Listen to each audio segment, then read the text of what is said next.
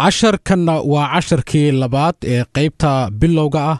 casharkani waa cashar isaguna sidaasoo kale bilow hoosa. waxaanu ugu talagalnay ardayda hadda bilaabaysa luqadda Ingiriisiga. waxa uuna la socdaa casharkii hore. haddaba haddaanu soo qaadano dadka barashada, qaabka barashada, salaamaha sidee loo yiraahdaa? Good morning sida aanu ognahay. waxaanu ka hadlaynaa marka aad la hadlaysid dadka ajnabiga ah ama dadka kale aan ahayn islaamka. dadka islaamka waxay isku salaamaan salaanta assalaamu calaykum waraxmatullaahi wabarakaatu. dadka kale marka ajnabiga ayaanu ka hadlaynaa. marka good morning waa subax wanaagsan. good morning waa subax wanaagsan. good afternoon waa galab wanaagsan. good night na waa habeen wanaagsan. good night oo kale markaad kulmaysaanna waa la yiraahdaa. markaad ka tegaysid qofkana badanaa waa la yiraahdaa habeen wanaagsan. taasi waa markaa salaamaha. sidee markaa qof uu isu bari karaa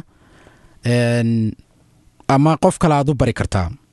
haddaad tusaale ahaan aragtiin aad tiraahdid qofkan waxaa la yiraahdaa Ahmed oo kale.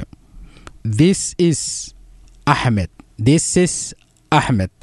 Ahmed ereyga badanaa ayagu waxay ugu dhawaaqaan dadka aanan karin xada Ahmed.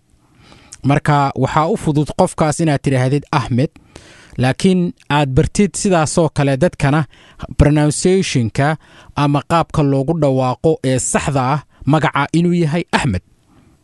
marka waxaan rabtaa inaad tiraahdid Ahmed waa arday cusub oo ku cusub iskuulka.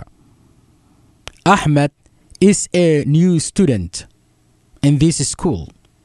Ahmed is a new student in this school.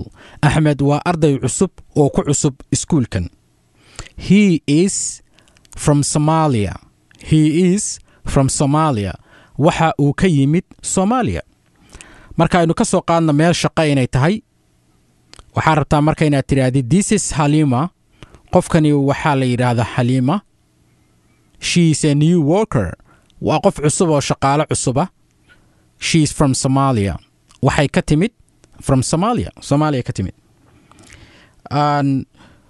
haddii lagu weydiiyo qof uu ku yiraahdo what do you do, waa maxay macnaheeda? what do you do ereyga waxa weeye what's your job? maxaad qabataa ama maxay tahay shaqadaada? I'm a mechanic baad oran kartaa. waxaan ahay mechanic. I'm a taxi driver. waxaan ahay qof gaari taxi wada. I'm a truck driver. waxaan ahay qof gaari traga wada. I am a production worker. waxaan ka shaqeeyaa laymanka productionka. I am a assembly production worker.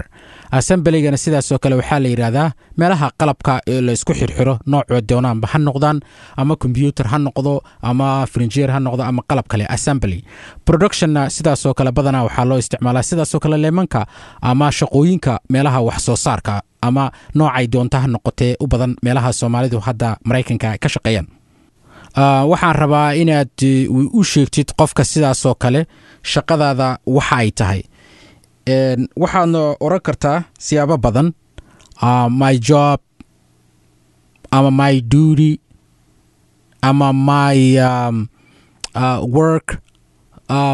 ereyo badan baa la isticmaalaa. marka hadda tusaale ahaan haddii shaqo aad dalbanaysid oo kale lagu weydiiyo waxaa la yiraahdo job experience-gaaga ama khibradaadii xagga shaqo, maxaad oran kartaa?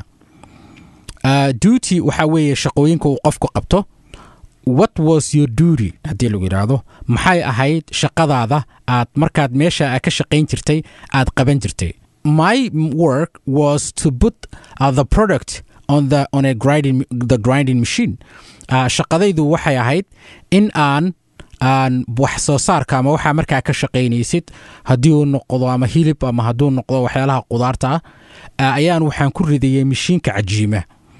so waa markaad shaqadii aad ka soo shaqaynaysid aad ka bixinaysid job experience-ga waxa la yiraahdo oo ah khibradaada aqooneed oo aad u leedahay shaqooyinka ka soo shaqaynaysay.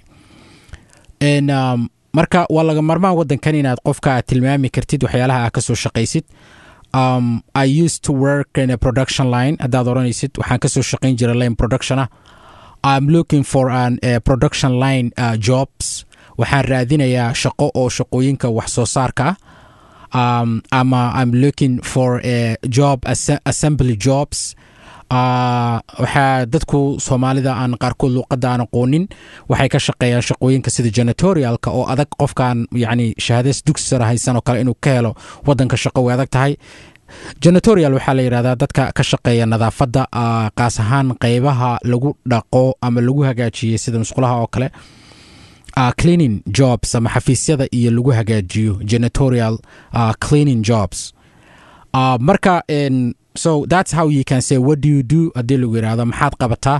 I work in a production line waxaan ka shaqeeyaa lineka productionka ama I work in a assembly line waxaan ka shaqeeyaa meelaha wax soo saarka. marka qaybtan waa qaybtii labaad buugayaga 10 maanta aan ka qaadanayno. haddii aad jeceshahay inaad ka mid noqotid ardayda Aflax Online School ka barata waxaad nagala soo xiriiri kartaa telefoonkayaga 626 casharadana waxaad ka qaadan doontaan maalin walba online-ka haddii Ilaahay idmo. waa anigoo ah Macallin Axmed waxaan idinka tagayaa sida nabadgelyo.